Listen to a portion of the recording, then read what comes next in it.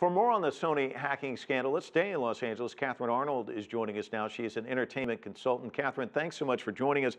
You know, I was just thinking, if I went into a Hollywood producer and pitched this as a movie, they'd laugh me out of the room saying, none of this is believable. Let's start with Sony deciding to pull the plug on the interview. All platforms.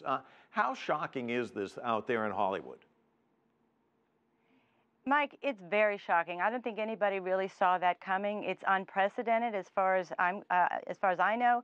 And I think there were a lot of things that they had to consider. They had to consider the safety of the American people, which I think that was where they put the onus on the theaters to make that decision. Undoubtedly, they are going to take a lot of heat from the celebrities out in Hollywood, a lot of them sounding off already. Rob Lowe, Ben Stiller tweeting about this, Steve Carell. The one I found the funniest, though, Michael Moore saying, "Dear Sony hackers, now that you run Hollywood, I'd like less romantic comedies, fewer Michael Bay movies, and no more Transformers." A lot of people having a field day. How do the Sony officials recover from that side of this? They have a lot of salvaging to do with their relationships in the community. I mean, on the one hand, they will work very hard, especially with the bigger writer-directors and the larger voices in the community. But at the end of the day, Mike, Sony is a buyer of film. They are a purveyor of content.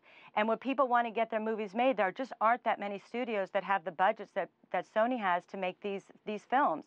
So at the end of the day, when all the dust settles and they can get their company back up and running and actually get back to the business of making film, there will be plenty of people that will want to make film, but I'm sure it's not going to be an easy road getting there. Well, how chilling will this be? I mean, if somebody comes and says, hey, I want to make this edgy film, I think it's going to be really funny, do you think not just Sony, but others might say, hey, we're going to back away from this, there might be repercussions, we might get hacked, things can happen? Absolutely. I mean, I was thinking today, do we have to create a prenup for movie producers as they go and make the movies with the studios now? We never expected cyber terrorism to be a force majeure. We knew about earthquakes and catastrophic weather damage or an actor getting sick or injured. But this is something we've never dealt with before. So is that going to be part of the contracts going forward and putting in cyber attacks as part of the force majeure clause that would be, whether they can or cannot do this in the future?